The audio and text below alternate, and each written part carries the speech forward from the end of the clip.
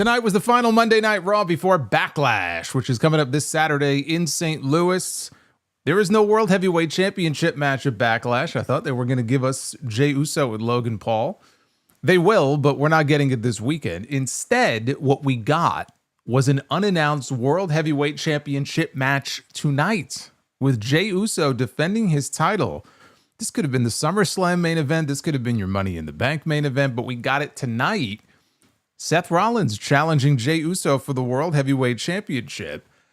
Seth Rollins is not the World Heavyweight Champion. What we got was the return of CM Punk cleaning house with a steel chair at the end of the show. We had the return of Sami Zayn after what happened to him on the show last week. So Heyman's crew foiled to close out what on the whole was actually a very enjoyable show. You don't always get these with these go-home shows. But it closed out what I thought overall was a good show. What they did announce tonight for Saturday was a championship match, not the world title, but the Intercontinental title is going to be defended. This kind of came out of nowhere with Dominic Mysterio, or at least, not that it came out of nowhere completely, but I wasn't expecting it on the Backlash card. But we're going to have Dominic Mysterio defending his title against Penta, who was part of that four-way match at WrestleMania. And Penta did not walk out with the championship. He also didn't take the losing fall. He won't have that luxury, though, of Backlash on Saturday unless he's winning it, and I don't think he is. But that match is now official for the card on Saturday. But what we also had was the reinstatement of Gunther. He was banned. He was suspended after his actions a couple of weeks ago against Michael Cole and Pat McAfee. And by request of McAfee, he said, look, I want him back. I want you to unsuspend him so that I could wrestle him at Backlash. We already knew that was happening. But as of this morning, he was unsuspended, and so he was on the show tonight for one last face-to-face with Pat McAfee before Backlash. And this right here was one of the best things on the entire show. This, if you were not sold on this match on Saturday, you may not be able to be sold because you may not like Pat McAfee as an opponent for Gunther, and I get it. I understand it. But I think they did as good of a job as you possibly could have asked for. That last little bit of hype on the final episode of Raw to get you pumped up for a match like this. I thought they knocked it out of the park. They did a very good job with that. We'll talk about that. You know, we had a bunch of things on the show tonight. Not only did we have all of the things I just mentioned, we had a World Heavyweight Championship match. We had the return of CM Punk. We had Gunther and Pat McAfee face-to-face. We had the return of Sheamus. We haven't seen him since the Royal Rumble.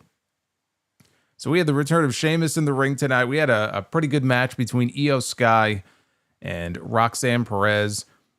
Turned out to be, again, sometimes these go-home shows, they can be a drag, but not this one. I enjoyed this one, but I must tell you, before we go any further, that we have breaking news. Yes, breaking as of a few hours ago. But we do have breaking news here, and it is a spoiler for those of you who, and I don't know how many of you this would actually account for, but for those of you who watch Speed, which is their show on X every single week, this is a Speed spoiler. So cover your ears and shield your eyes if you don't want to know what happens on Speed this week because it hasn't aired yet. But I must tell you, celebration is underway here because, ladies and gentlemen, we have a brand new WWE Speed Champion, and it is, in fact, winning his first title in WWE on Cinco de Mayo, no less. El Grande Americano beat Dragon Lee before Raw tonight to become the new Speed Champion. There he is. He's got gold. His first title in WWE. How about that? That's right. Fire Panda says, Ole. Unbelievable. On Cinco de Mayo. I mean, you could not have timed it any better. This is the champion that we all need. So there it is. El Grande America. Everyone, come on, get up and dance. Lucha, lucha, lucha, says Dylan Kelly. Look how excited everybody is. This is amazing. So there you go. It is Cinco de Mayo. Yes, indeed. I should let this play for the entire stream. I won't, but I should. But this is your Raw on Netflix review. It is May 5th. 2025. I am El Grande Solomonster here with you live on YouTube. All right, that's enough of that. We are live here tonight on another Monday night. Thank you for being with me. Hit that like button, hit that subscribe button. If you are new here, or if you're not, you're just lurking. Lurk no more. Hit that subscribe button. Super chats are open. You will see them popping up on your screen here as we go along. It's the amazing Oh my God. Gunther. Look who it is. Jerry Lawler loves Gunther the Magnificent. All hail Gunther. You know what? That's worth getting back into the spirit of things and bringing the music back here. Bringing the mariachi music back here. Dark Effect. Dropping a $50 Gunther bomb. Here on Cinco de Mayo. This is amazing. Hola, Dark Effect. And thank you very much for the support. I'm going to read your message and everybody else's as we go. As we go along here in the stream. Oh my goodness. What a night. What a night. I should be sitting here wearing an El Grande Americano mask. You know, they make them. They do. They actually sell them on WWE Shop. I haven't bothered to go check how much they're selling for. But whatever it is, I'm sure it's too much.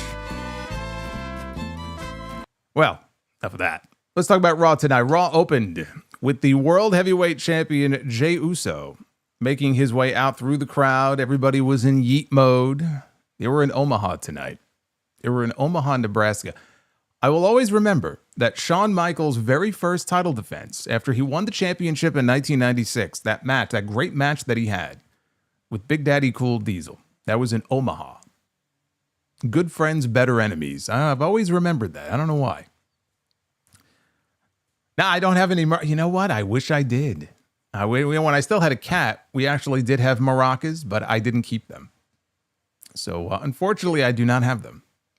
But if I did, I would have had them on the stream tonight. So Jey Uso makes his way out. And he said he knows Logan Paul was in the building. He goes, where are you at? In fact, Logan Paul was not in the building because we didn't see him tonight. But he was looking for Logan Paul. He did get Paul, but he got the wrong one. He got Paul Heyman, who walked out to booze, and he introduced himself as he made his way down to the ring. Paul Heyman, yeah, I wish I would have pulled an image of him. Paul Heyman looked like a fucking roasted turkey on Thanksgiving. This man, he was so brown. You thought Braun Breaker was something last week. He got into the jar of self-tanner that Braun Breaker has been using, and Paul Heyman looked just like him tonight. Seth Rollins is the odd man out here. Seth Rollins has to get in on this because he's looking quite pale compared to his counterparts here. I mean, just ridiculous here. He looked like an Oompa Loompa. He looked ridiculous. So Heyman said he wanted to say something to Jey, who responded by saying that Heyman had a lot of balls coming into the ring after what he did to his family. Jey said that he saw past Heyman since day one. He warned Roman Reigns about him. He warned CM Punk about him. Heyman said that Jey should have warned him about Roman Reigns and CM Punk. And then Heyman barked at the crowd for them to keep their boos to themselves because the heat was intense for Heyman. I mean, you could tell the heat was intense. He looked like he was, boiling for 450 on Thanksgiving when they pulled him out, and it was ready to serve at the dinner table. I mean, again, he looked ridiculous here. It looked like he was ready to be plucked. But Heyman has not gotten heat like this in a very long time because he's been straddling that line. I mean, he was really a babyface for a while, but babyface Paul Heyman just doesn't feel natural. Right? It doesn't work. He's a heel. He's a heel at heart. So he was getting a ton of heat here in this segment. CM Punk's chant broke out. Heyman spoke about him. Heyman mocked the chants, said the fans chant Punk's name because they don't know what's in his dark heart. Said Punk put him in a position where he knew that he would sabotage his relationship with Roman Reigns. And Heyman said he built the bloodline for 5 years. And he questioned if Reigns thought that he was going to share all of his secrets with Punk.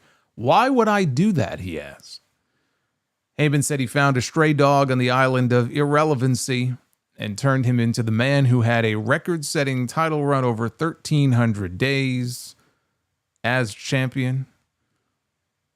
Said that he wasn't the one who lost that championship at WrestleMania 40 to Cody Rhodes.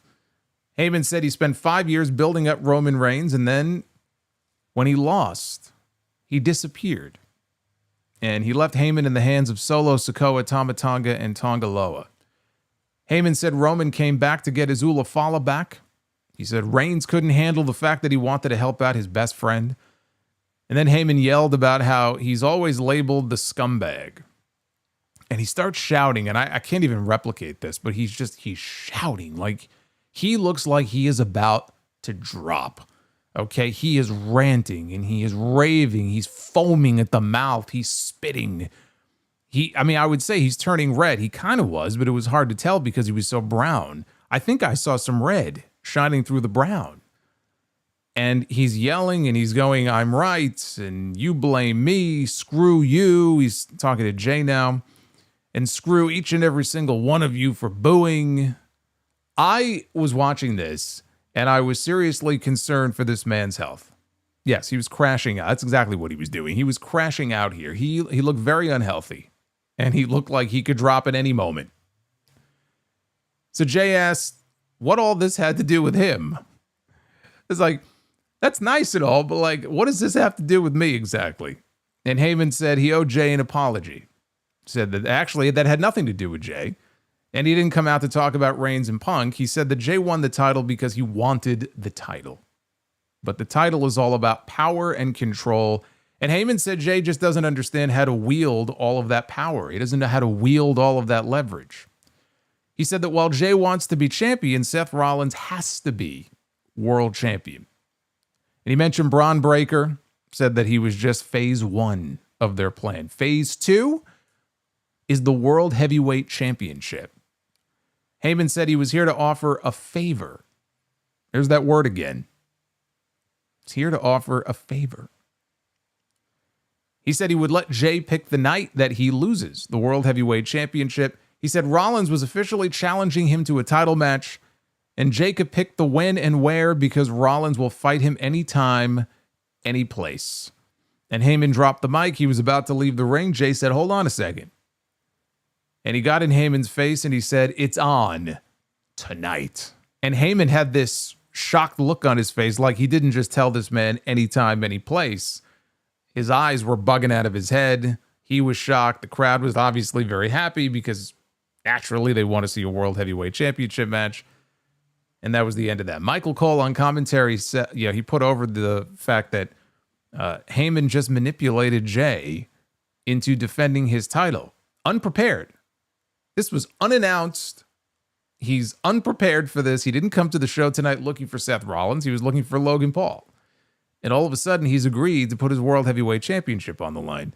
And just like that, for the first time on Raw in 7 months, we had a World Heavyweight Championship defense, a men's World Heavyweight Championship defense on this show. Heyman was great here. I genuinely was concerned there for a little bit when he was really crashing out. But his work here in this segment was great. And again, you'll notice the heat that he got and the boos that he got. Not even Rollins was getting that. Braun Breaker doesn't get that because the people really don't want to boo Braun Breaker. So Heyman is going to really be the key to this. If that's the reaction they want these guys to be getting, if they're going to be a heel faction, Heyman is going to play a very important role, obviously, in that happening because people like to sing Seth's song and they like to bark and cheer Braun Breaker when he does cool shit. Heyman, though, just goes out there and what he knows how to do is be a scumbag and be a completely irredeemable piece of shit. He plays it very well on TV. Him and MJF have a lot in common when it comes to that.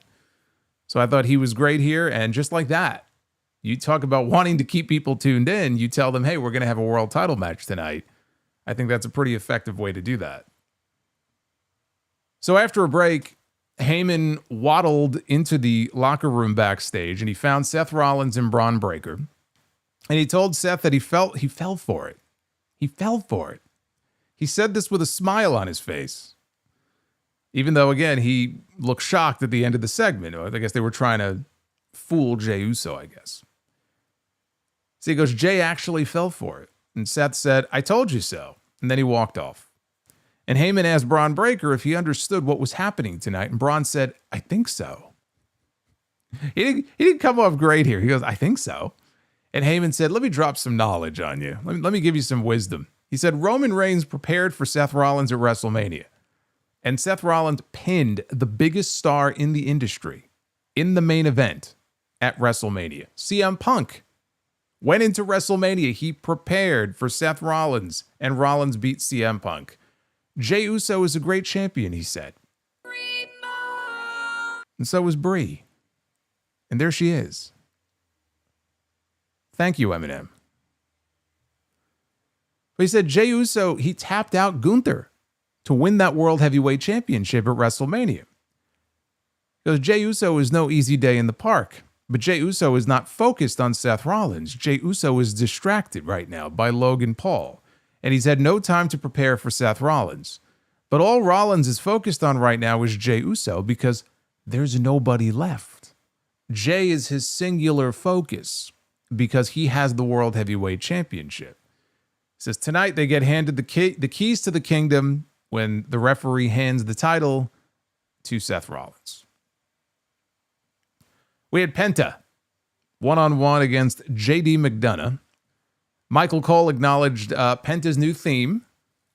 It is a little bit different now because Penta's new theme features Adam Jones on guitar from the band Tool. And they said the new version of Penta's theme will be available at all streaming platforms soon. They didn't say when, but that's pretty cool. That's pretty cool. So Penta dominated until he got distracted by Finn Balor outside, who I noticed was rocking a Dominic Mysterio t-shirt. McDonagh took advantage of the distraction with a Death Valley driver. After a commercial break, Penta dove from the top rope onto McDonagh and Carlito on the floor. Balor watched Penta throw McDonagh back inside, and then he pulled Penta off the apron. Referee, he did see Balor's interference, and so he ejected him and Carlito from ringside. Penta was up top. While all this was going on and the ejections were happening, Penta was up in the opposite corner up top when Chad Gable came out. Boy, is he going to be very happy when he finds out about El Grande Americano's win. But Chad Gable's there, and he gets up on the apron. He messes with him. Referee doesn't see it. Penta shook him off, though, and then he took out Gable with a flip dive out to the floor. McDonagh caught Penta with whiplash, and Penta, though, was able to avoid a moonsault after that. And he won the match with a Mexican Destroyer. See, I like that. I like that. It's like those odd occasions where Sami Zayn wins with a Blue Thunder Bomb. I like the fact that he won with the Destroyer. He had to fight off 4 heels to do it, 3 of whom were not even part of the match. Despite it all, though, Penta still pulls out the win. And we'll get back to him a little bit later when they make the announcement about him and Dominic. But yes, he is challenging Dominic at Backlash this weekend for the Intercontinental title. Backstage, Grayson Waller was talking to Adam Pearce, who was back this week. He apparently had a minor surgical procedure that he was scheduled for. That's why he missed the show last week. But he was back on the show this week like nothing ever happened. And Grayson Waller's in the back speaking with him about how he wasn't very happy about his opponent tonight because he had requested a singles match. And I think this might have been a segment that aired last week during one of the commercial breaks with Theory and Waller. And when Theory found out that Waller had gotten himself a singles match, he wasn't very happy about it. So flash forward to tonight, Waller finds out who his opponent is going to be. He's not very happy. Austin Theory walks in and is like, what's up? Waller claimed, I was just telling Adam Pearce that I think, you know what, you should take the singles match instead because I'm a great tag team partner. It's a great opportunity for you. And Theory's like, really? He goes, sure, of course. And Pearce rolled his eyes because he saw what he was doing, but he agreed to the switch. And when Theory asked Waller, so who's my opponent? Waller said, well, you know what? Better to save it as a surprise. Well, that surprise turned out to be the returning Sheamus, who we have not seen since the Royal Rumble. So he wrestled Austin Theory. Theory was not happy with Waller after he saw who his opponent was going to be. Sheamus was in control until Theory took over during the break. He hit a draping neck breaker off the apron.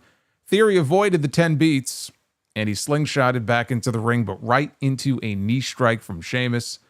Theory hit a rolling blockbuster, though, Sheamus responded with an avalanche white noise. He hit the 10 beats. Actually, it was more like 14 beats. And the crowd chanted along, and then he finished off Austin Theory with a brogue kick. And so Sheamus is back with a win. Great to see Sheamus back, especially after he missed WrestleMania. He just wasn't a part of the show this year. And the slow burn continues for Austin Theory and Grayson Waller. I'd rather have heartburn than this slow burn. I truly, somebody needs to go back and try to calculate exactly how long it's been. How long has it been that they have been teasing this with these two men? Like, it's been a comically absurd, like, I know long-term storytelling and all that. It has been a comically absurd amount of time for a story that nobody even cares about.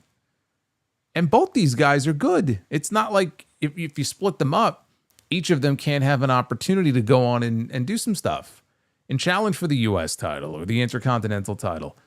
But they've had them together for so long, and they've been teasing this split with Theory clearly being positioned as the one who, if anybody, would go babyface out of this. And it's just been going on for an infinite amount of time. It's like the never-ending story. Remember the movie back in the day with the kid who would fly on that giant bird, right? The never-ending story. You could tell I saw the trailer. I never saw the movie. But that's what this feels like. This is their version of the never-ending story with these two. Does anybody care? I don't. Do you? If you say yes, you're lying. I don't believe you. There's no way. So we go backstage, and we're inside the Judgment Day clubhouse. This is right after we got the official announcement that Dominic is going to defend his Intercontinental title at Backlash. The best moveset. At Backlash this weekend against Penta. It was a dragon? Okay, I'm being told it was a dragon. I thought it was a bird. I guess a dragon is cooler. You got to let it play out, Solomonster. I'll be here with wrinkles in my face and a fucking, like, a wizard's beard, and you'll still be telling me in the chat. And it won't be a little baby Fire Panda anymore either, by the way. It'll be old man Fire Panda telling me, you got to let it play out, Solomonster. You got to let it play out, Sonny. We'll let it play out. But inside the Judgment Day clubhouse, JD McDonagh was very upset. He was venting to Finn Balor, Carlito, Dom, and Raquel. Liv Morgan. Liv Morgan is in Japan. She's filming her movie, Bad Lieutenant Tokyo. She plays a politician's daughter who is kidnapped. So she is kidnapped in Japan right now. But he's venting about Chad Gable getting involved in his match. All of a sudden, who should walk into the room but AJ Styles? And the first comment he makes, he goes, "Hi, Prince," as he looks over at Balor. So then he tells Dom that he's coming for whoever leaves Backlash as the Intercontinental Champion, but he butchered the line. And he knew it, and clearly this was not a pre-tape. They did this, or it was, and they were like, fuck it, we're going to use it. But obviously this was live, and so he tried to say Intercontinental. He failed miserably, and then he had to be like, okay, what do I do now? He goes, wow, I'm tripping over my words. I'm so excited. And then he had to do the line again, and he enunciated Intercontinental title. I'm coming for your Intercontinental title. So Dom, after AJ left, Dom told the others that, man, being a champion is harder than I thought it would be. I got all these people coming for me. I got Penta coming for me. Now I got AJ coming for me. And then he turned to Balor and he asked him, hey, why don't you take care of Styles for me? And Balor got upset and he asked if it was his job to take care of Dom's messes. But then he was just messing with him. He said, of course I'll take care of it. And they have made that match official, not for Backlash, but they have made that match official for Raw next week. It will be AJ Styles against Finn Balor. Yeah, I remember when Bray Wyatt got sick. Actually, a few people got sick, but what he had the mumps or something. And it was supposed to be Balor and Bray. And I think it was going to be Demon Balor against Sister Abigail. Which I feel like that would have been just horrendous.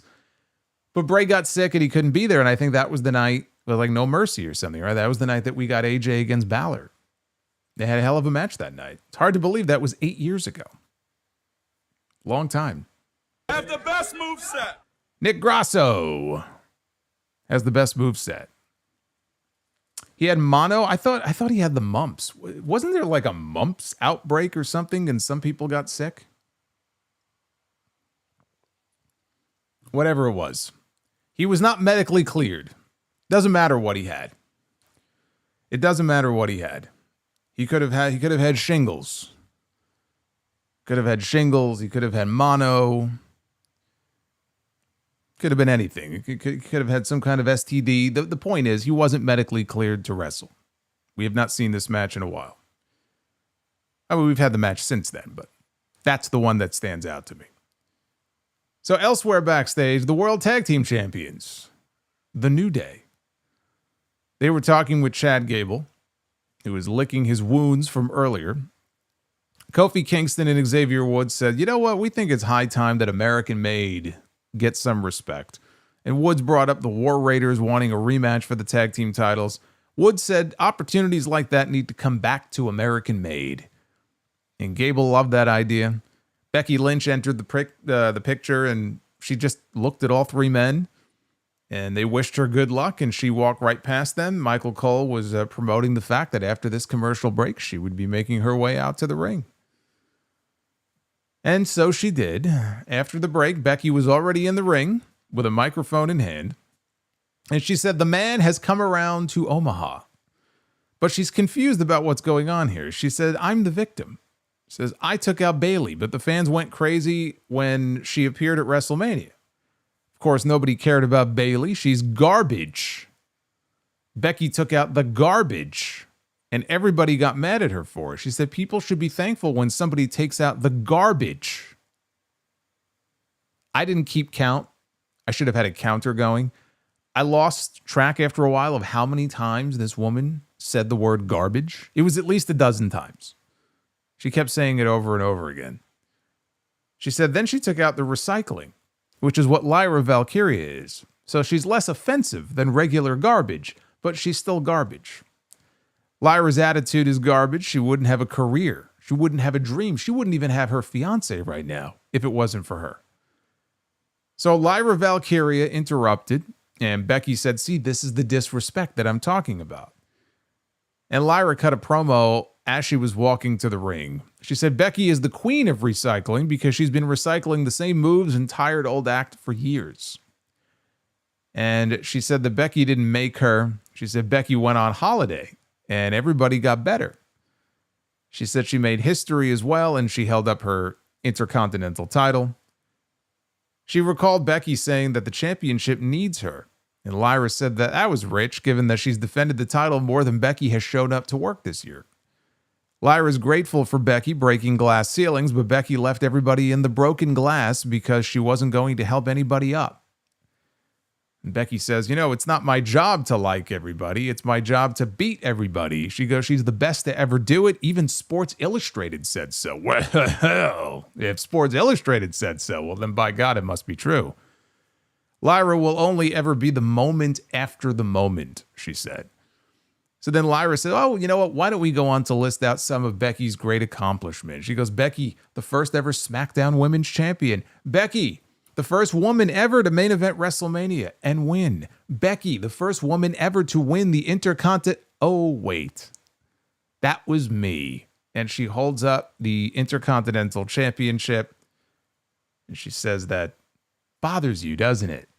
That you couldn't be the first to do this. She goes, get used to being in second place. So Becky went to go take a cheap shot. Lyra, though, saw it coming and blocked it. Two of them fought. They ended up outside the ring where Lyra threw Becky into the barricade.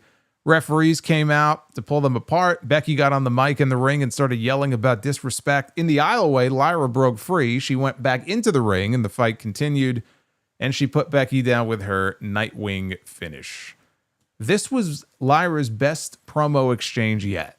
She hasn't had that many in-ring promos in her run so far, but this was easily the best one yet.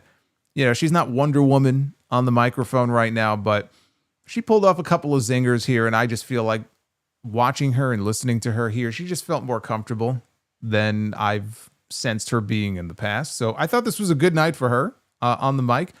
I still think Becky, winning the title and holding it for at least a little while will do more for the championship than just having Lyra retain. I understand the Intercontinental title should be about helping to lift people up who are not yet at the level that someone like Becky Lynch or Bayley is at. And I get that. And that is what the championship should be for. But there are times, and we've seen this before as well. We've seen it with Seth Rollins winning the Intercontinental Championship when Raw had an absentee champion, and we needed somebody in these main events to defend something to fight for. Seth Rollins had a hell of a run as the Intercontinental Champion. John Cena, once upon a time, had this great U.S. title open challenge. And John Cena was the guy. He was the man. And yet, for a while there, he was sort of downgraded to the United States Championship to help uplift that title. It's okay to do that. And I feel both women's mid-card titles could use something like that right now.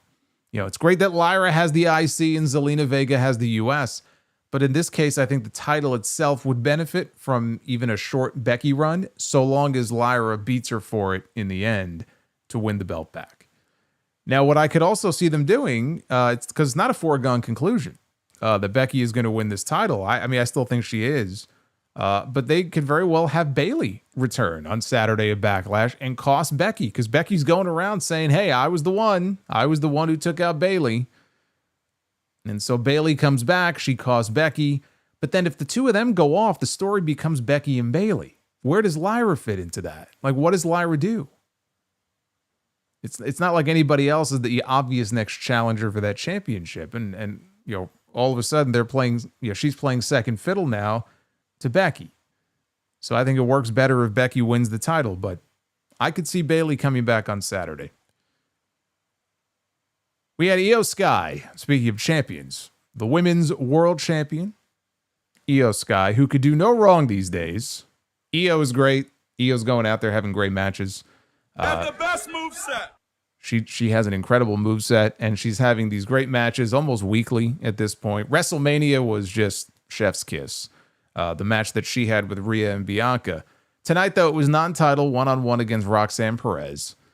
IYO went for a dive. Roxanne slipped back into the ring and went after her leg. And Perez followed with a dive of her own.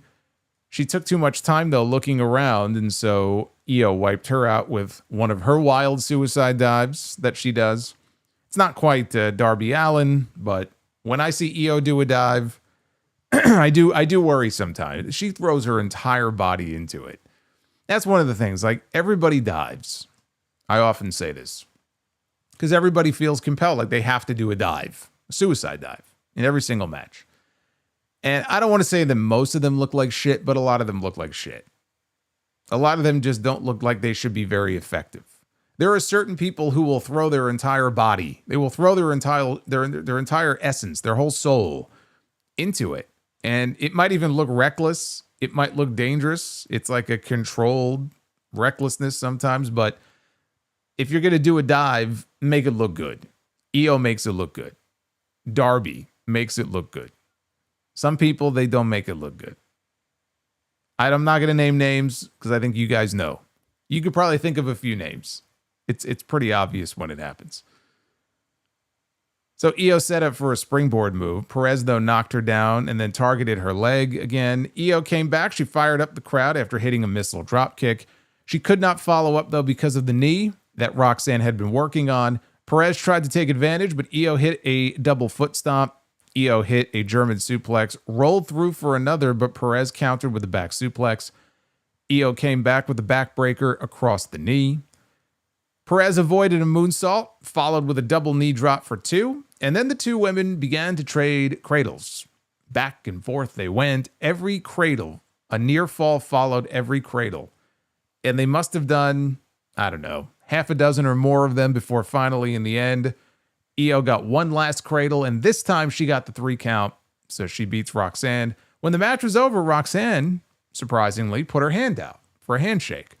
And I figured, the double cross was coming, but IYO accepted her handshake and Roxanne left the ring.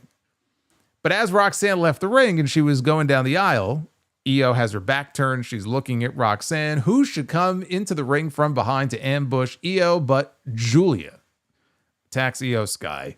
And then, of course, Roxanne joined in on the attack. They double teamed her as the crowd chanted for Rhea Ripley, but sucks for them because Rhea Ripley wasn't there tonight.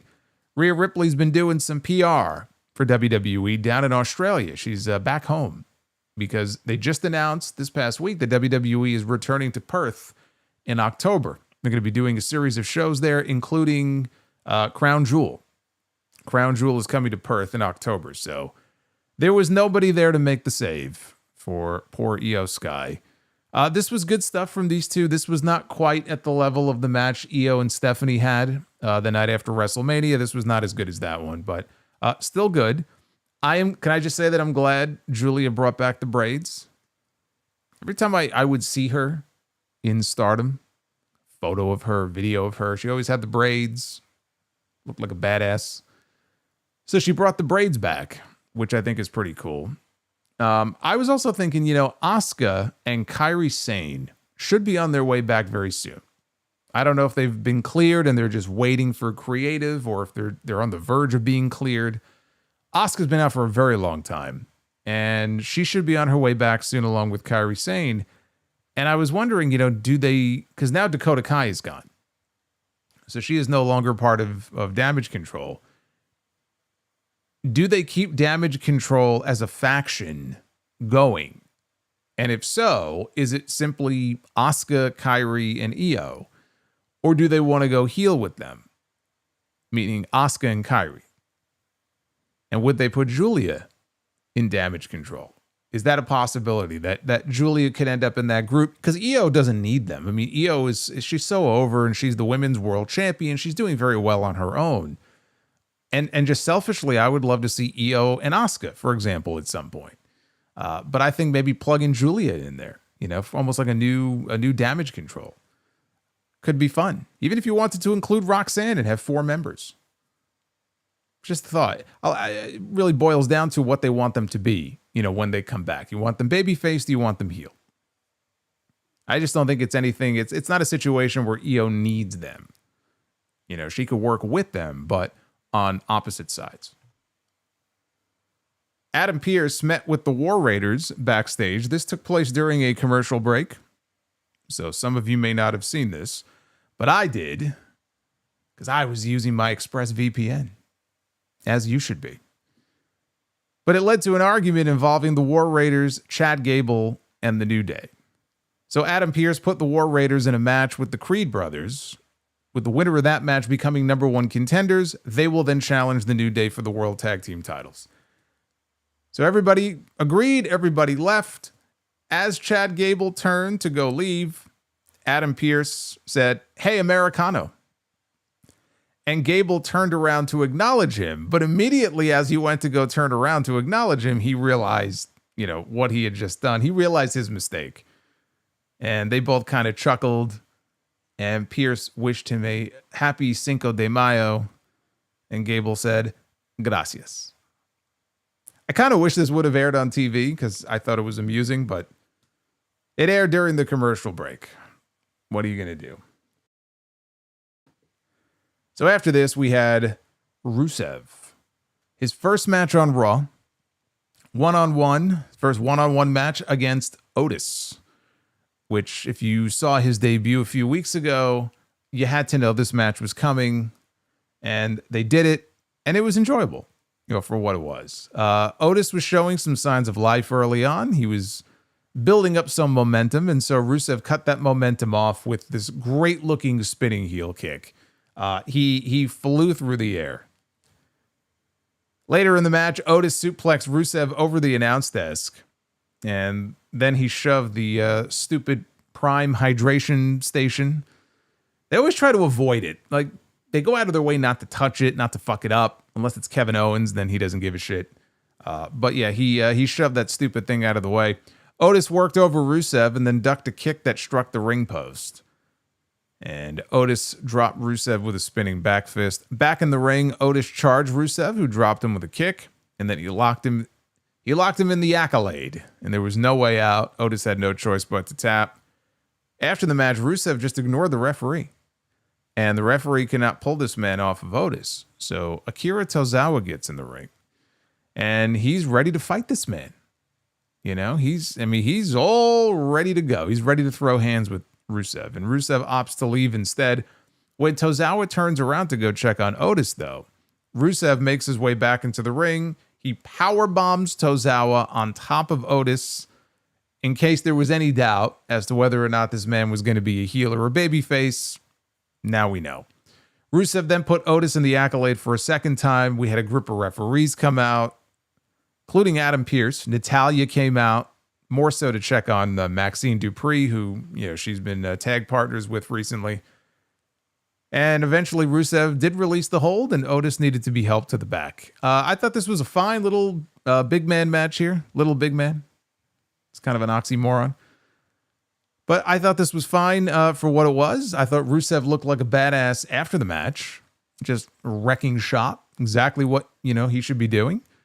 And look, it was an easy way to put heat on the guy by having him attack this beloved babyface faction, right? Who doesn't like Otis? Otis and Maxine and Tozawa. Who could possibly hate these people? Rusev, that's who. He fucking despises them. So he had no problem laying waste to both of these men, regardless of how the fans felt. And of course, they booed because he is a heel. And that's what you do when you have a heel. Now, Adam Pearce, when the show came back from break, was still in the ring. He says, okay, if we can get things back in order here, I would like to invite Pat McAfee into the ring for a face-to-face with his opponent this Saturday at Backlash, the newly reinstated former World Heavyweight Champion, Gunther. Pearce made it very clear once Gunther came down to the ring, there would be no physicality between these two men. This was their last chance for them to come out here and say what's on their mind, speak their piece, but there would be no fisticuffs. There would be nothing until Backlash. Keep it professional. So Gunther tells Pat not to worry. I'm not going to spoil it for him. He's not going to spoil it for himself. Unlike Pat and Michael, he's a professional. So McAfee pointed over at Michael Cole, sitting at the announce desk, and he said, that right there, that is a walking, talking goat. And the crowd began to chant Michael Cole's name. He said, for 28 years, every single week of his life, but for 3 times in 28 years, this man has traveled the world for this company, 52 weeks a year for this company. He has earned the right to have an opinion. And since his opinion pissed him off so much, him being Gunther, that he had to attack a 60-year-old man, he was going to give Gunther his opinion of him. He said it's apropos that they're in Omaha, Nebraska tonight because he thinks of the Cornhuskers, and he pointed out one of the coaches and some of the players, or it might have been the coach, and some of the players in the crowd. He thinks of Omaha Steaks. So does Chris Jericho. He said, nobody beats this town's meat. Not without their consent, of course. And right across from the arena is a baseball field that has hosted the College World Series since 1950. It says this city is a symbol of working hard and dreams coming true. And he thinks dreams a pretty good word to use here because he thinks he and Gunther actually have a lot in common. Even though Pat is from Pittsburgh, Pennsylvania, here in the good old US of A, and Gunther is from Vienna, Austria. They both grew up wanting to be in this business. Both of them grew up spending hours and hours in front of their television watching professional wrestling, thinking that's what they were put on this earth to do. The problem with Gunther's dream is that he's been doing this for 20 years, and he has spent 80% of his time here on this roster as a champion. He says he's become jaded. With Pat, every time he comes to work, he gets all jacked up. He's so happy. What he thinks Gunther's all about at this stage, instead of his waltering around phase, is that he doesn't want it anymore. Says he's gotten too damn comfortable. It happened with Sami Zayn. It happened with Jey Uso. And on Saturday, Gunther is going to overlook and underestimate him. And he's going to prove that this version of Gunther is soft. And that last line got to Gunther. The fans started to chant soft at him. Not like Kaz and Enzo soft. That's soft. He's just soft. Gunther lifted the mic to his mouth, didn't say a word. All he did was lift the microphone to his mouth, and the fans began to boo. He asked Pat if he enjoyed his little daughter's birthday last week. What is she, 2 years old, right? That's cute. He bets it was a very special day for Pat. For Gunther, Saturday is going to be a very special day as well. And he just got him in the right mood for it because it's going to be his first match since WrestleMania. Uh-oh, the Boo Birds are out. You suck. Ain't nothing soft about that. Alex, thank you.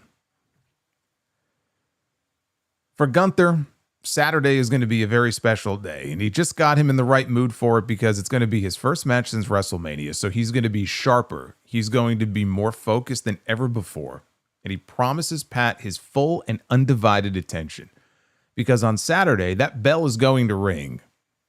That's actually what I fear about John Cena and Randy Orton. And then the bell rings. But he goes, the bell is going to ring, and he's going to beat him up. He's going to maul him. He's going to choke him out until he drops like a wet towel. Tonight, by his grace, Pat is untouchable. But on Saturday, only the grace of God can lift his arms off Pat's throat. This was great. This was great. Pat's a great promo because Pat, he resonates with the fans because he talks like the everyman. If the everyman made $30 million a year, of course. But that's how he comes off, and he is very well liked. I mean, not everybody likes the guy, but by and large, you listen to these crowds every week, especially when they go to commercial. And a lot of times they put the mic in Pat's hand and they just have him address the crowd. And you could just tell, like the fans, their audience, they like Pat McAfee.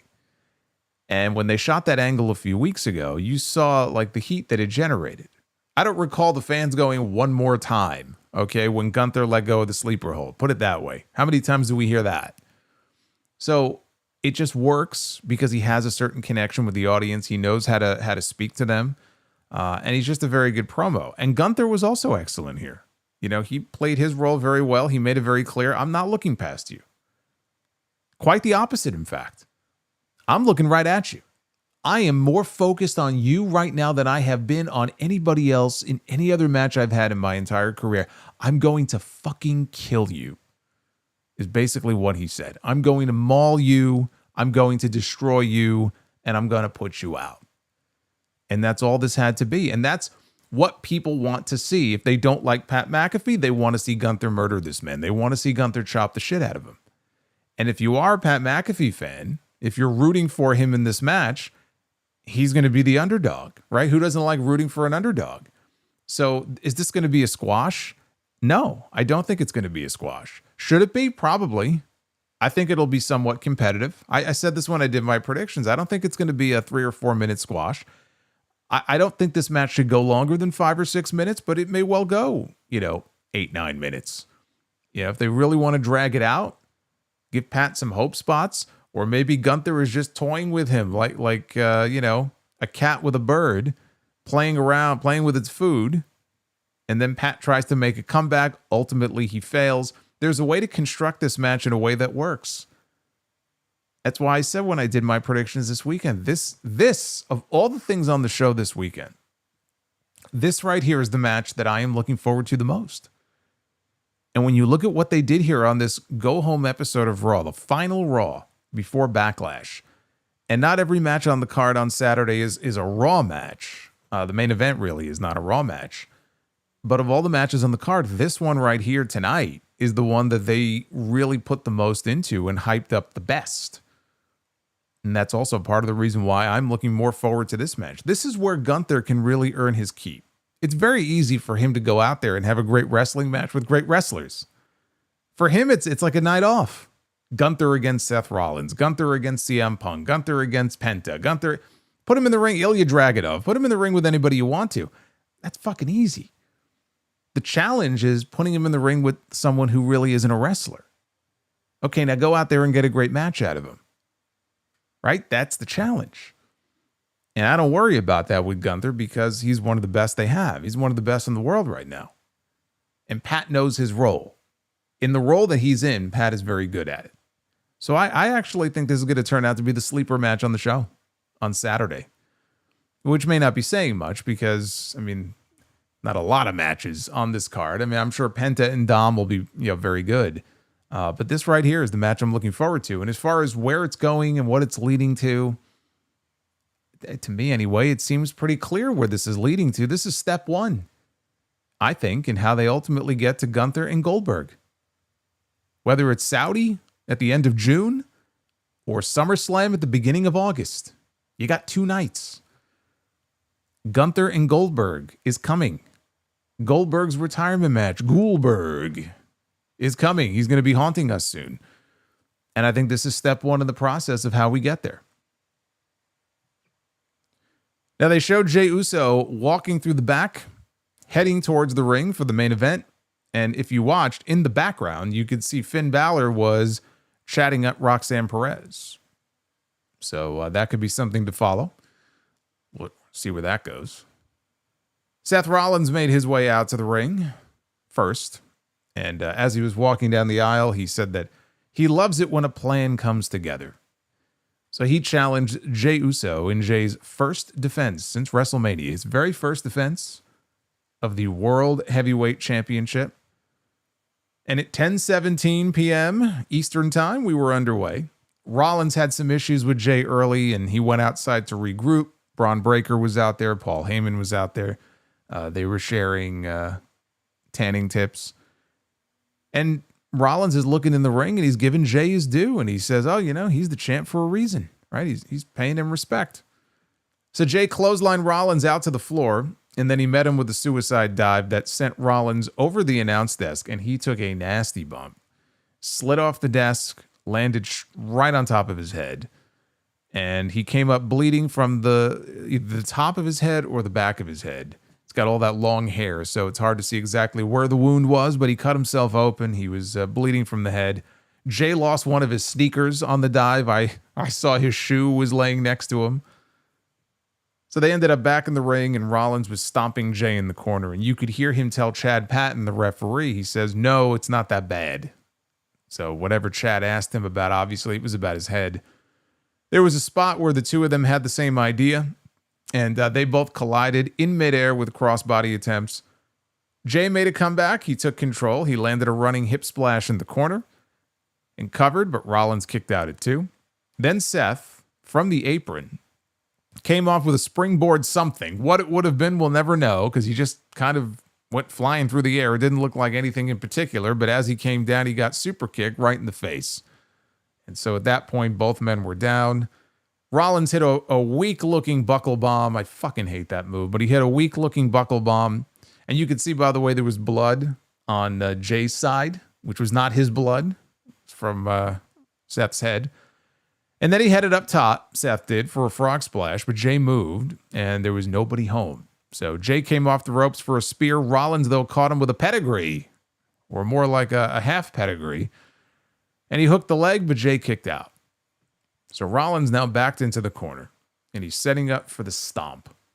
But Jey avoided it, and he locked Seth briefly in a sleeper, the same move that he won the world title with. Rollins rolled out of it. Jey hit the ropes, and he hit the spear. And then he covered Seth. Seth kicked out just shy of the 3 count. So Jey goes up top. Rollins, though, meets him on the ropes. Now Uso headbutts him off. And Rollins, he falls backwards, lands on his feet, but he also grabs the referee on the way down and kind of pulls him with him into the corner. So the referee now is briefly distracted. And Jey is still on the ropes. But we had Braun Breaker on the other side. He went up top to go fuck with Jey. That allowed Rollins to then leap to the top for a superplex into the Falcon Arrow. He delivered a stomp, but Jey sold it like shit, and Seth didn't get all of it. Rollins covered him anyway. Jey kicked out. And Seth couldn't believe it. All of a sudden, we hear Sami Zayn's music. And Braun Breaker, he walks around the ring outside towards the head of the aisleway. He's going to wait for Sami to come down the aisle, but Sami doesn't come down the aisle. And instead, Sami jumps him right out of the crowd And so they start brawling outside. He runs Braun into the ring post, or bronze. He runs bronze into the ring post. In the ring, Uso hits Rollins with a super kick and a spear. And then he lands the Uso split, the 3 S's: super kick, spear, and splash. It's the triple S combo from Jey Uso. He covers, Rollins kicks out. That was a great near fall, because with Sammy coming out, and see, the way they did this was actually very, very clever, because Sammy comes out, and at that point, you're not thinking, or at least I wasn't thinking of CM Punk. I'm thinking Punk might come out, or it could be Sammy, or it could be Roman. When Sammy came out, I said, okay, well, that's it. So I thought the match was over, but they got me. So the match continues. Outside the ring, Breaker cut Sammy in half with a proper spear, not one of those Jey Uso spears. Paul Heyman gets up on the apron to distract Chad Patton. And while outside on the other side of the ring, Braun Breaker spears Jey Uso. In the ring, Rollins delivers another stomp. And he's got the match won. Now, he doesn't immediately go for the pin, but he's got the match won. All of a sudden, we hear the music of CM Punk. Rollins, his face gets all wide. He can't believe what he's seeing. Here comes CM Punk. He's got a chair in his hand, and he throws the chair to Braun Breaker, who catches it, and then he knocks the chair back into Braun's face. He gets in the ring. He attacks Rollins with the chair. Breaker also gets hit with the chair when he tries to slide into the ring. And the show ended with CM Punk standing beside Sami Zayn, who was holding his taped up ribs. Jey Uso was sitting in the corner. And you could hear Braun Breaker off camera yelling, "You're finished. You're done."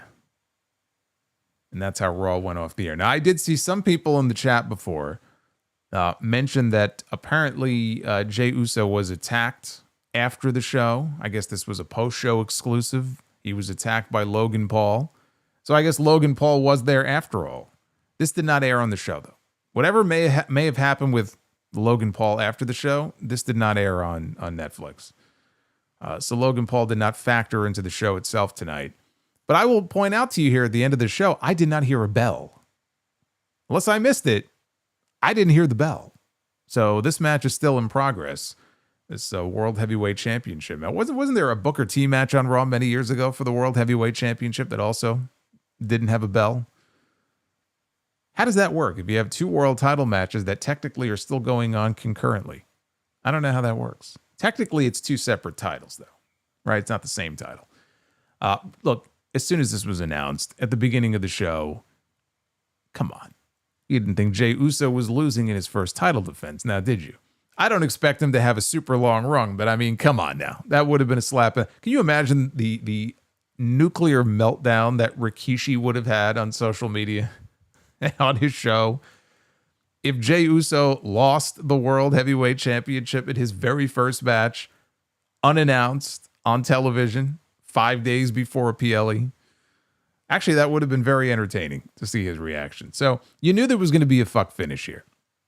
They have to run this match back on a proper, pay-per-view at some point. So you knew there was going to be some kind of a fuck finish. It ended up being a very good match with a couple of pretty convincing near falls near the end.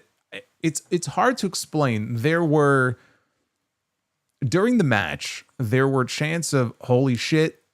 There were chants of "this is awesome." But the crowd was pretty quiet for this match until the last several minutes. And then there were a lot of really good near falls. I think they really kind of grabbed them and caught them. And that's when they really started to get into it. But I would argue for a good chunk of the match, the crowd just sounded very quiet, for a World Heavyweight Championship. Like, it wasn't a raucous reaction like you might expect for a World Heavyweight title match on TV. I'm a little surprised they gave this away so soon. Doesn't mean they can't run it back, because I saw this as a SummerSlam match, right? Maybe Money in the Bank, probably SummerSlam, with Seth winning the title. So we had an unresolved finish here, right? One guy didn't really win over the other, so you could absolutely run it back, and I would expect that's what we're going to get. But we got CM Punk back on TV, so this was their way of reintroducing him. How soon now before we see Roman Reigns? They'll probably want to space it out a little bit. I can't imagine we don't have Roman back in time for Money in the Bank. I think the match for Money in the Bank is Punk and Roman finding a way to coexist and coming together as tag team partners, taking on Seth Rollins and Braun Breaker. I think that's the Money in the Bank match. I was also surprised they didn't announce Logan Paul and Jey Uso for Backlash, because it sure... I covered it when I did my predictions this weekend as if it was all but official, because I thought it was happening on Saturday. And then it wasn't announced. And instead they gave us a world title match tonight, unannounced on TV. So that surprised me. I'm guessing they're going to save it for Saturday night's main event. And I understand that. That makes sense, because Jay and Logan were not going to like main event Backlash, right? They're in St. Louis. It's John Cena. It's Randy Orton. We know they're closing the show. We know that's the attraction. It's almost like nothing else even really matters in the grand scheme of things on that show. So why not save Jay and Logan for Saturday night's main event and let them headline that show? You know, the last time they did Saturday night's main event was in January. Jey Uso main evented that show. He challenged Gunther for the World Heavyweight title and lost. So I can see Saturday night's main event being the night to do that match. That's coming up on May 24th. As far as this show tonight, very good show, especially as go-home shows go. Now, Friday is technically the go-home show, but this was the final Raw before Backlash. I think on its own, even just independent of it being a go-home show, it was a very good show. As what you would call a go-home show, they did a strong job of selling one match. That's it. One match. That's Gunther against Pat McAfee. And to that end, they did a very good job with that. I can't say that anything else they did on this show got me any more or less excited for anything else happening on the show on Saturday, except for that match. And I am genuinely looking forward to seeing what those guys can do and what kind of match Gunther can pull out of Pat McAfee. We've seen Pat before. He's wrestled matches before. A handful. Even going back to NXT. And on the main roster, he had a SummerSlam match one year with Baron Corbin, and he had a WrestleMania match with, I think it was Austin Theory and then Vince McMahon. So, I mean, we've seen him have some matches before, and he's done well by and large. I mean, he's no Bad Bunny, but, he's done well. But it all depends on how that match is laid out. That is not a match that should overstay its welcome. And if they can nail it, that match could actually be a lot of fun. So I'm looking forward to seeing what those two can put together on Saturday. Let's take a look at the Twitter poll. What did you think of Raw before Backlash? 75% thumbs up for tonight's show. 15.2% thumbs in the middle. And just shy of 10% thumbs down. So overall, a thumbs up for the Raw before Backlash. Yes, indeed. Yes, indeed. And here we go. There we go. Get those super chats up on screen. Of course, we have to go back first, though, and take a look at the early ones that came in before I went live. There were a bunch. If you have any new ones you want to send in, get them on in. I will read them all. This is where we have some fun. Thank you for all the support, by the way. It is always very much appreciated, as you all know. By the way, in the live chat, we have a separate goal pinned for second round to be the booker, and we're about 75% of the way there. About 75%. That's right. There he is. Psycho Sidro. Yeah, we got a deathless song in the background right now. We got the Shaunathon. We'll start with him. Says, I know WrestleMania 42 is 11 months away, but as of now, do you see Sami or Bron winning a title shot against Seth at Mania in New Orleans? I talked about this last week. I think it's Sami Zayn. If Sami was ever going to win a Royal Rumble, it's his to win next year.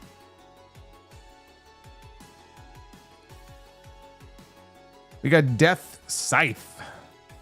Dropped to 50 before I went live. What do you think of a heel Wyatt 6 with Uncle Howdy, Eric Rowan, Dexter Lumis, and John Wayne not John Wayne Gacy. Jesus. Joe. What a team that would be. Holy shit. That would be Quite the team. Joe Gacy. Oh, man. Against Cody Rhodes, Roman Reigns, John Cena, and LA Knight in War Games at Survivor Series. Cena, Reigns, and Knight have history with Bray, and Cody's dad and brother have been in War Games with Bo's uncle in the past. Me personally, I don't care about any of that history. So to me, that War Games match doesn't really appeal to me. I think that we can do better. That's just how I feel. I also think the Wyatt Six is going to have to start all over again when they come back because they have been missing for so long. Whatever was there with them now, for me, is gone.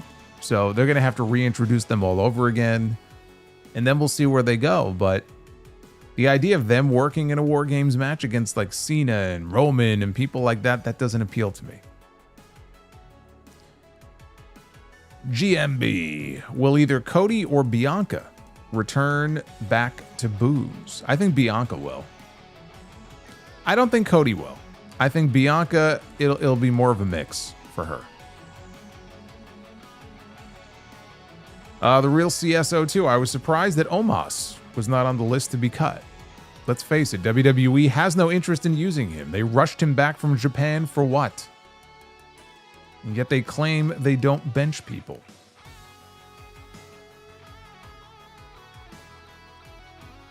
We got Dried Chicken with us tonight. 3 straight super chats, part 1, part 2, and part 3. It says 2 things. I'm going to give AEW another chance.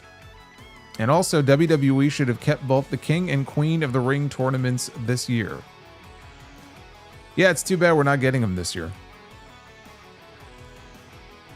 Also, I'll admit that he was disappointed, he says, with the WWE releases. It sucked. I understand it's a business. But he says he has a warning for Triple H and WWE. If it ain't broke, don't fix it. Well, evidently they thought it was broke, and that's what they did. I guess this is their way of fixing it, as they continue to bring new people into the company. Isaiah says, did you happen to see my email about Kane and RVD? It's in my inbox. I have not gotten to it, though. I got a big backlog after I missed the show last week. But if you sent it to the right email address, then I have it. Dry Chicken says, Billy the Puppet from Saw has given you 3 worst options for money. Take 20 lashes from The Rock for $5 million. Eat some worms with the Boogeyman for $50,000. Join 99 other men to fight a gorilla for $50 million. I'm not that greedy. I don't need 50 million. I think 5 million is more than enough. I'll take my lashes from The Rock. MGM ballin', what's going on, brother? I know the Knicks were ballin' tonight. That's right. What a night, he says. Raw was decent. Lyra was looking fine. Main event was actually had me on the edge of my seat. But best of all, the Knicks took one in Boston. LFG. Let's go Knicks, and here's to be the booker. Damn right. Always good when New York one-ups Boston. Doesn't matter what sport.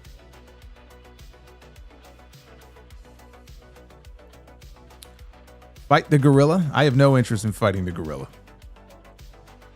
I want to be the gorilla's friend. I don't want to be his enemy. Dark Effect with a $50 super chat. A nice round number. I just want to say Gunther is the best wrestler in the world today. At least in my opinion. The guy can do it all. The beating of a lifetime awaits Pat McAfee on Saturday. Afterwards, maybe we can get Corey Graves back on commentary on Raw. That's probably wishful thinking. Although I wouldn't mind that. I think Corey should call the match. I think he would enjoy himself. He should just call the match and just shit on Pat and just laugh every time Gunther chops him. Randy Bobandy. I'm really hoping during Pat versus Gunther, Heidenreich makes his long-awaited return to handle unfinished business with, he says, Coke. but he means Cole. And he just picks Cole up on his shoulder, just takes him through the crowd again. I don't need to see the follow. I don't need to see the sequel to that movie. I thought the original sucked. I don't need to see the sequel. Alex says, I didn't know we were having a Monday Night Raw episode this Saturday. Sorry, I meant a pay-per-view. This Backlash card looks generic, uninspiring, and an overpriced, glorified episode of Raw. Well, it's not overpriced for me. I get all my Peacock stuff for the same price. Robert Kaplinger scared the shit out of me for a second. Thought Del Rio returned on Speed. I'm sorry. Did I put the fear of God into you? I'm sorry. I didn't mean to do that. Mr. Rod, I know you're not too much of a basketball guy, but the Knicks won tonight, but my prediction is Boston in 6. No, I'm well aware that the Knicks won tonight.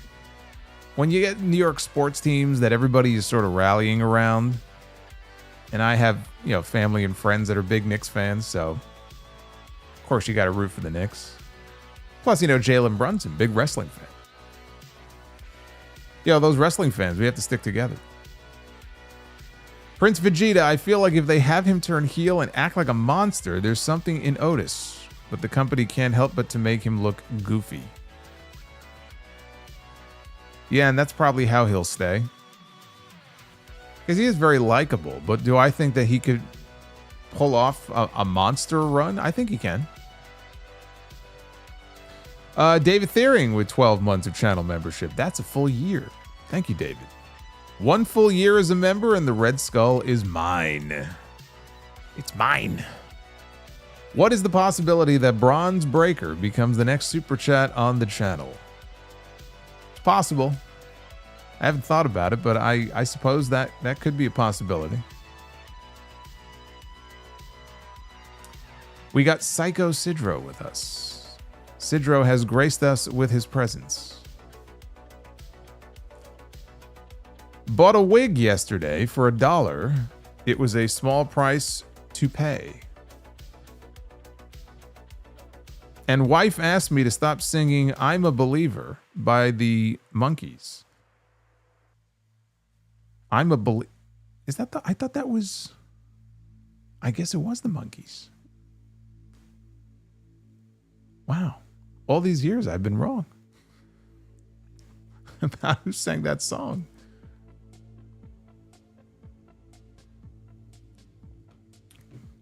Wow, you just blew my mind, dude.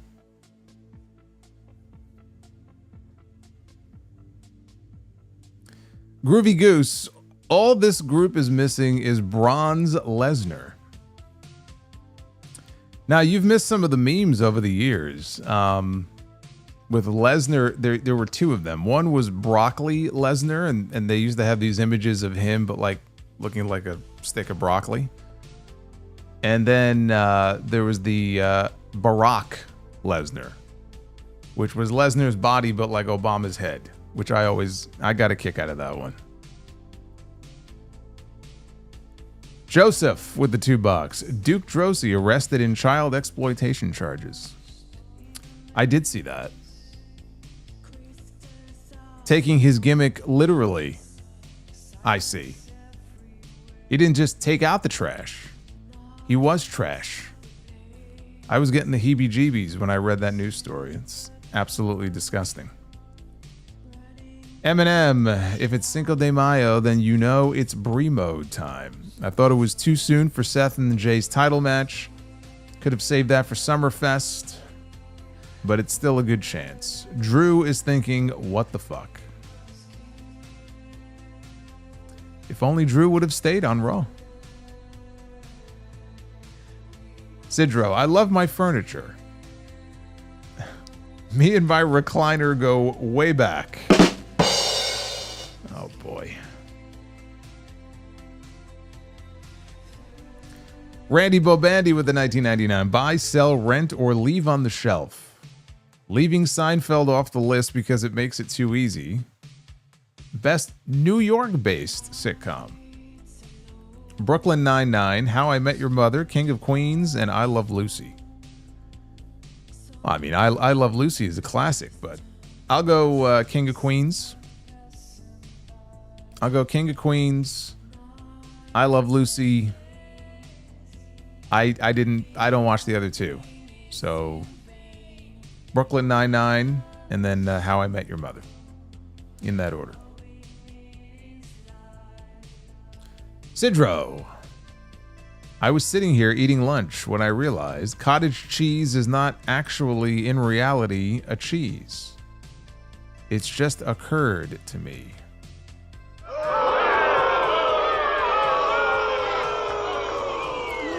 You suck. No. See, the last one I liked. Number one, Homo sapien. How do you get a baby alien to sleep? You rock it.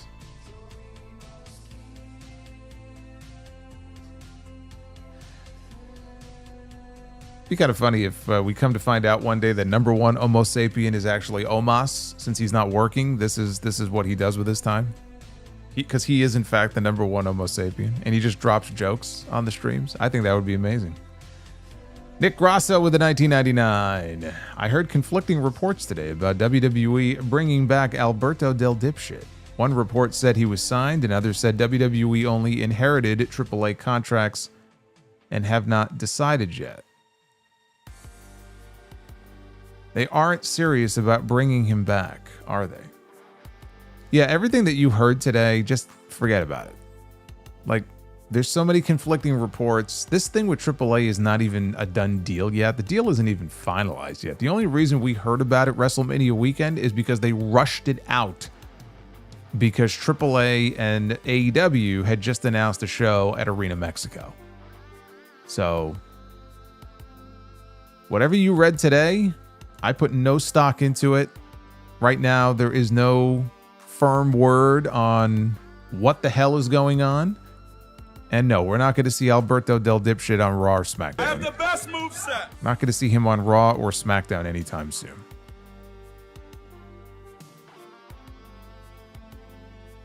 We're 2 away, by the way, from Bonus Be the Booker. Blue Jay says, look at Graham DMs. That page is great nostalgia. On what, X or Instagram? You got to let me know. Duff's Vids. Scientists have just discovered a fossilized dinosaur fart. They say it's a blast from the past.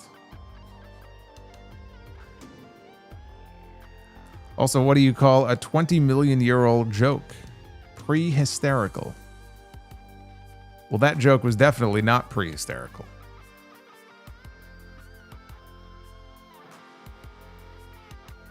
Celerot.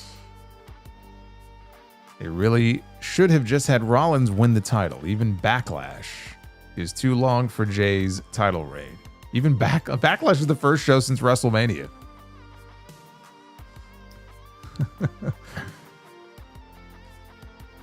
You mean CMLL? That's what I said, right? What did I say? I meant CMLL. AAA. I'm sorry. AEW and CMLL. Did I say AAA and CMLL? Because that will never happen. Especially not now. Duff's Vids. I bought a bunch of flowers, and I decided to call my flowers Annie. So I can say, Annie, are you bouquet? Annie, are you... Annie, are you bouquet? Are you... Jesus Christ. All right, where is it? I will... I'll give you the cheers for that one. I'll give you the cheers for that one. Annie, are you bouquet? Are you bouquet? Are you bouquet, Annie? Oh, man. Sidro. What do you call an acid with attitude? Amino acid. It's pretty good. That's pretty good.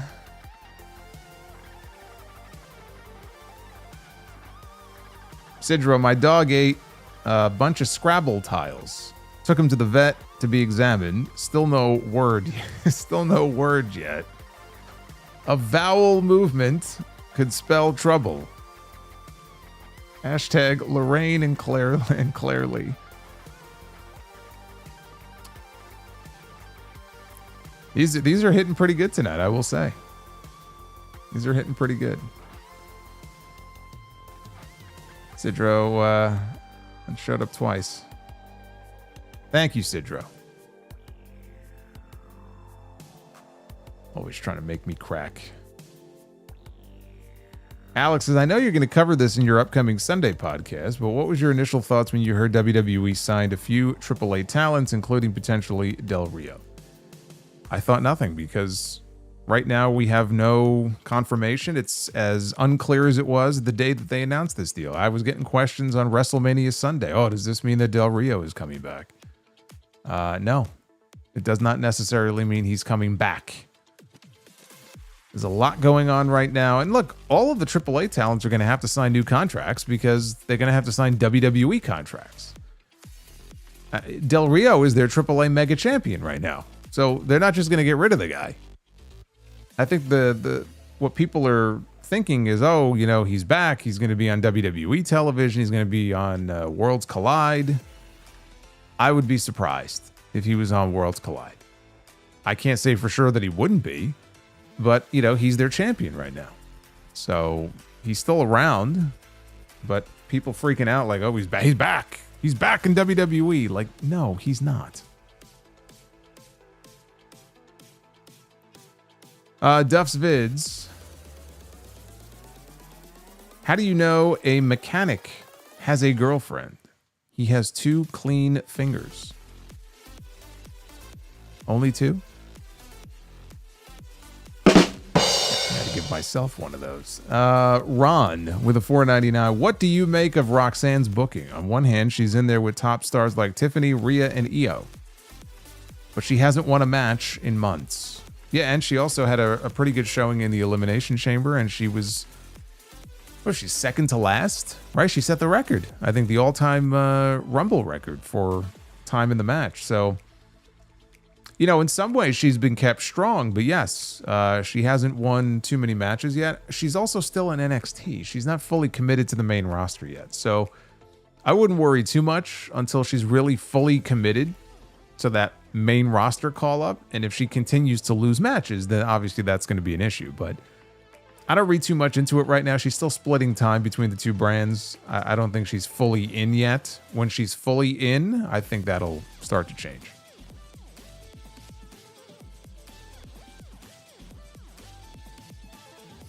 John, hey Solo, between In-N-Out, Whataburger, and Five Guys, which is your favorite? For me, it's In-N-Out. It is the GOAT for price, freshness, and flavor. Much love from Cali. Thank you for everything you do. Thank you, John. I have eaten at Five Guys. I have eaten once at In-N-Out, and when was it? It was either WrestleMania in California or WrestleMania in Texas. If they don't have In-N-Out in Texas, then it had to be California. And I don't think I've ever had Whataburger. I haven't had Whataburger. I haven't done Smash Burger. I've done Shake Shack. Their food is very good. But I would have to say, if I had to prioritize one, it's the amazing Gunther. We'll let Gunther run first. Jerry Lawler loves Gunther the Magnificent. All hail Gunther.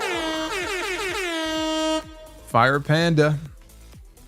Coming in hot with the bombs. I love to see it. It's not red, but it's as close to red as we've had tonight. Not quite as red as Paul Heyman's face underneath all that bronze, but it'll do. Fire Panda, thank you. But of these choices, and again, this is from someone who literally, like, some of these places, I've only eaten there once. So I can't say I've eaten there a lot. Chick-fil-A, you know, I've eaten there once.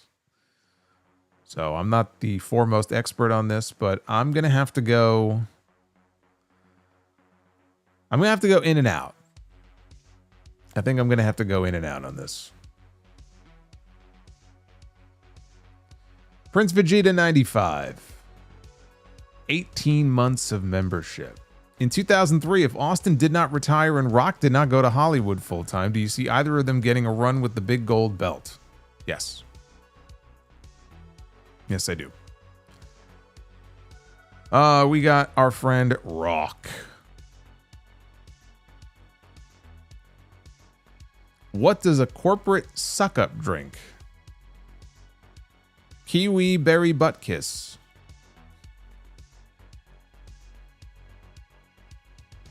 Isaac, did you see the Karrion Kross documentary on YouTube?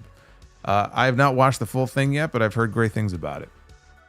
Most of the stuff that he does, frankly, on social media and YouTube is very good, but I have not seen the full documentary yet. Cripple Punk 91. I just got hospitalized due to a peekaboo incident. They put me in the ICU.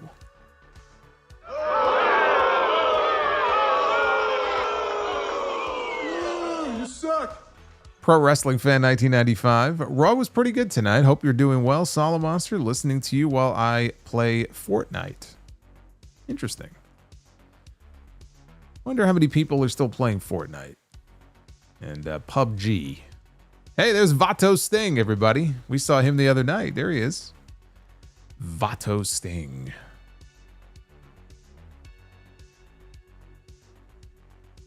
Toby. There's a nasty rumor that ADR has signed with WWE. Yeah, that's all it is. I would not pay any attention to that just yet because there's no real confirmation of anything or what that means. MGM Ballin', I want that second Be the Booker to cap off a great night. Well, guess what? You got it. We hit the goal. We're doing 2 Be the Bookers tonight. Andrew, too much hate on Del Dipshit. Says, your faves have DV cases. Stone Cold, Scott Hall, Matt Hardy, Kevin Nash, Moose, Goldust, Jerry Lawler, etc. It's a little more than that. It's a little more than that. He's a piece of crap. So, there you go. David Thiering, thank you for the 20. Celerot says there was a break-in at the wig factory. Police are combing the area. Well, I hope they catch the guy. David Thiering says, bonus Be the Booker unlocked. Base Beerus says ADR is... Oh my God, I'm going to get these all week, aren't I? Genesis of McGillicuddy. Did you hear about the witch who had triplets? She didn't know which witch was which.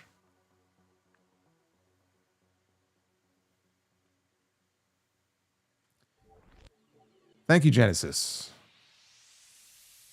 Live, laugh, love, lie. Brother Solo. What was for dinner tonight, and are you still using that meal service? Yeah, well, not every week, but it's HelloFresh.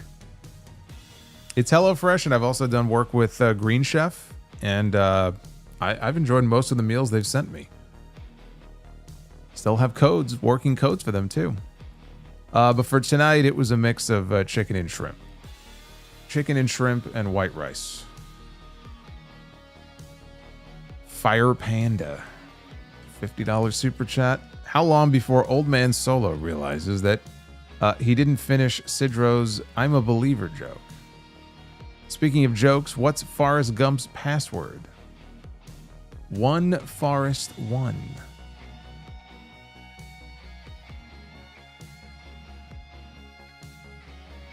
Thank you, Fire Panda.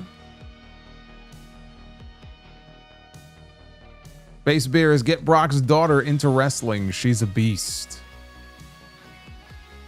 Isn't she the one that Undertaker is mentoring on LFG?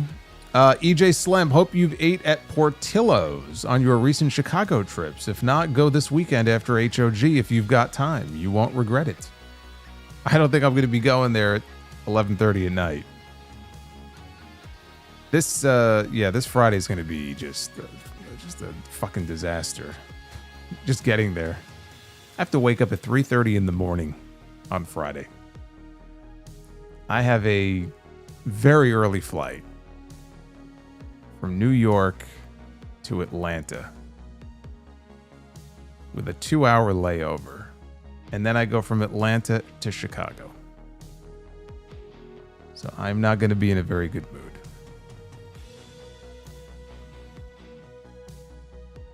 Zizou. What if Cena's method of ruining wrestling? Keeping the title the whole rest of the year by cheating in every match. I hate that, but could they do it? I don't see how that ruins wrestling. It just ruins the fucking shows, which I think is incredibly stupid. So, I hope that's not what they do. Because that would be fucking dumb.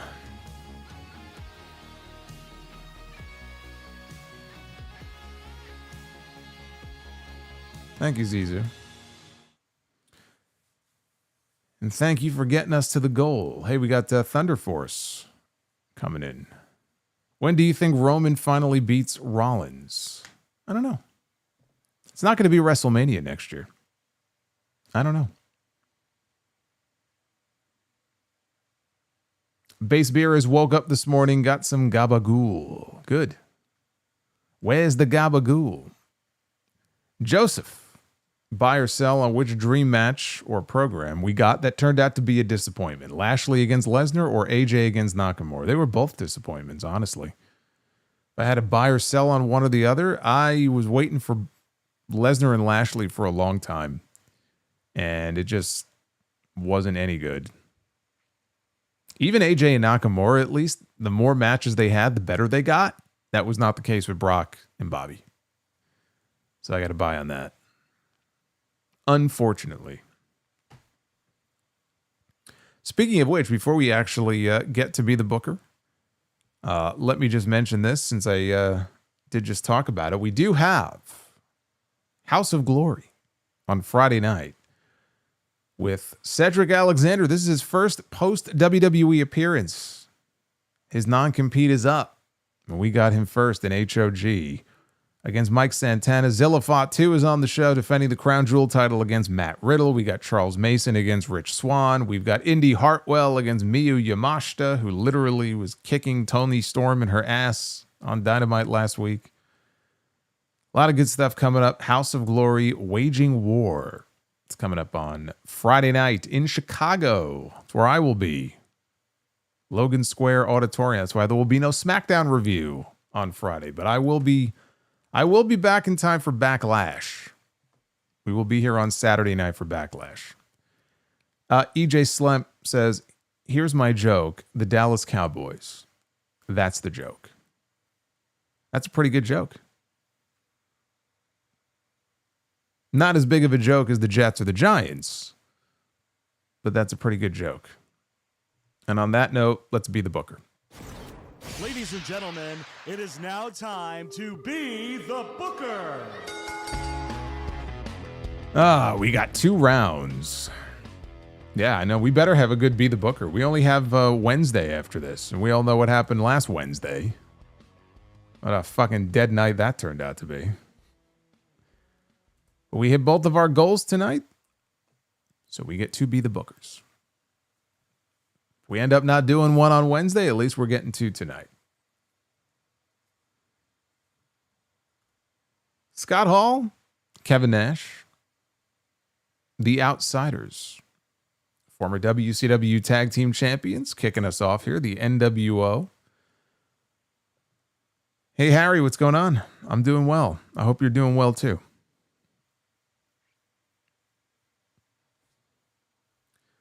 It's going to be the Outsiders against the Young Bucks.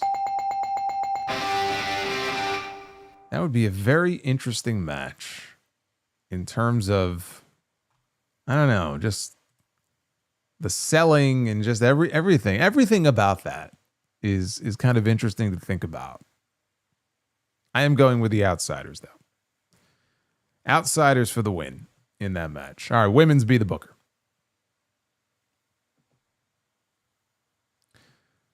Oh, man. Well, you didn't see her on Raw tonight, and you're not going to see her on Raw, I don't want to say ever again, but not for a very long time. But we got her first post-WWE appearance. It is Dakota Kai, who I would assume is going back to her old Evie name. Dakota Kai swept up in those releases just a few days ago. She is here with us and be the booker. What great timing. WWE's loss is our gain. We got to get her a good opponent. We got to get her a good opponent, and her opponent is going to be Alexa Bliss. I know Bliss fan is liking that. Dakota Kai and Alexa Bliss. Man, we're rocking and rolling so far. We are on our way to a clean sweep. We just need one more. That's all we need. We begin with Bray Wyatt. We go from Alexa Bliss to Bray Wyatt here in this main event.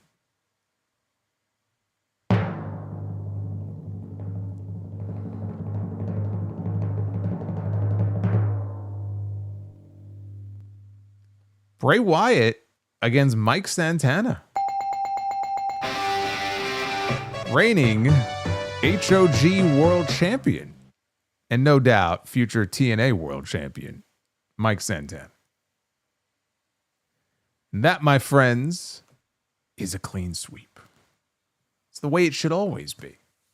That's a great first round. I almost don't even want to do the second round now because I don't want to jinx and ruin what we just did. But I must because you guys hit the goal. So I have to. Here we go, baby. It's business time, baby. Start with stipulations because we add stips here whenever we have the bonus rounds. So we're going to do the same thing here. And our first stipulation is going to be a ladder match, which means we are going to have ourselves a tag team ladder match. We just had a tag team ladder match on SmackDown a couple of weeks ago. It was very good.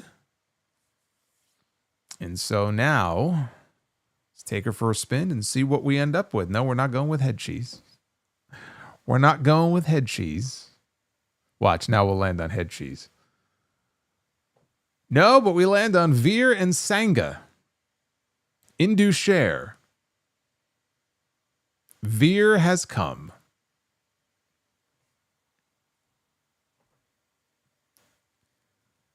This is, I mean, we're going to need like a Heart Foundation or a Bulldogs, or we're going to need some heavy lifting here if we're going to have any chance of a bell on this.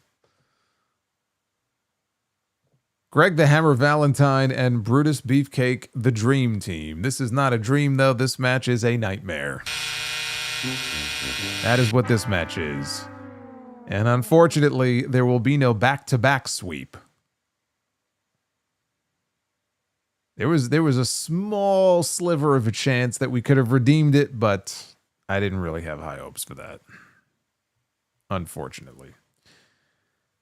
So now we book our women's match of round number 2, and it is going to be a casket match. A women's casket match. Interesting attraction. It all comes down to who's in it.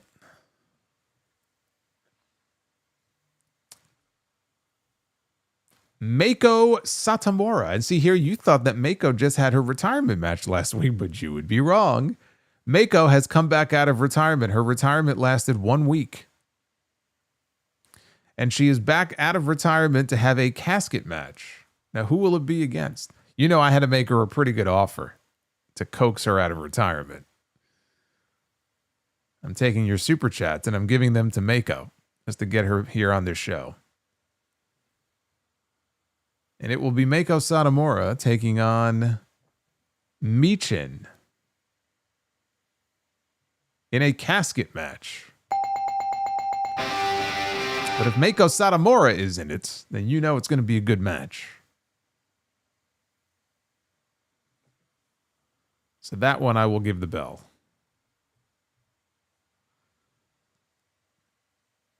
A 30-year career. She just closed out 30 years in the business. And our main event is going to be a barbed wire steel cage match. So now the stage is set. We know what we're in for here. Let's give it a go and see. Barbed wire steel cage. That means we're getting blood. People are going to be ripped to shreds here in this main event. And it's going to be Orange Cassidy, that little shit. Good. He is in a barbed wire steel cage match. This imposter over here. Gonna rip him to shreds.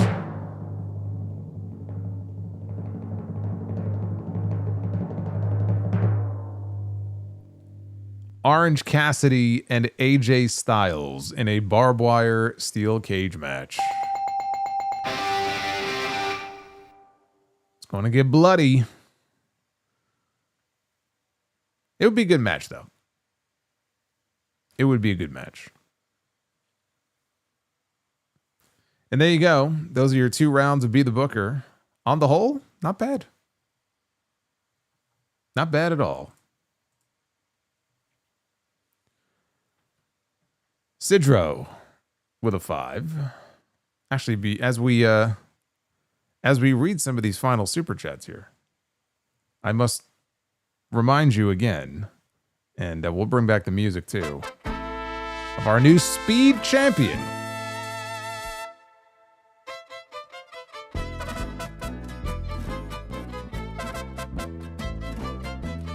We have Sidro with us. And Sidro says, trick question and answer in the chat. 2 guys walking. Someone asks them, what's your relationship? Number 1 says, his uncle. Calls my uncle, uncle. What are they?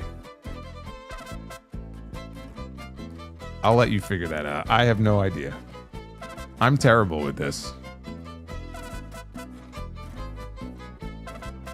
And Duff's Vids. I wondered what my parents did to fight boredom before the internet. So I asked my 15 brothers and sisters, and they didn't know either. Can't figure it out.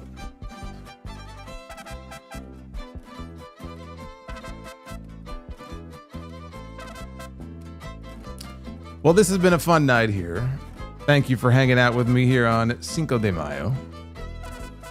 Final Raw before Backlash this Saturday, and I will be live on YouTube. Come hell or high water, I'll be here.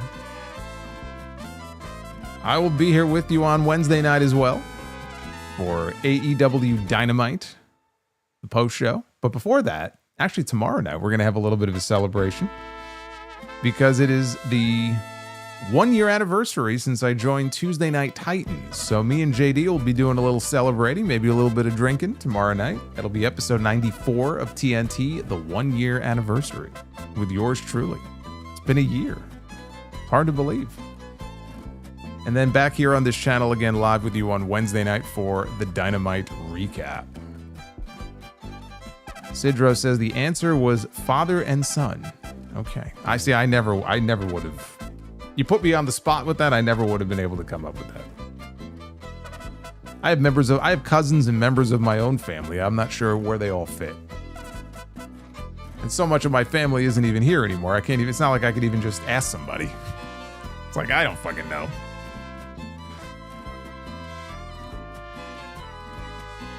You need a custom Solomonster mask? That's right. Well, maybe one day somebody will make one for me. El Grande Solomonster.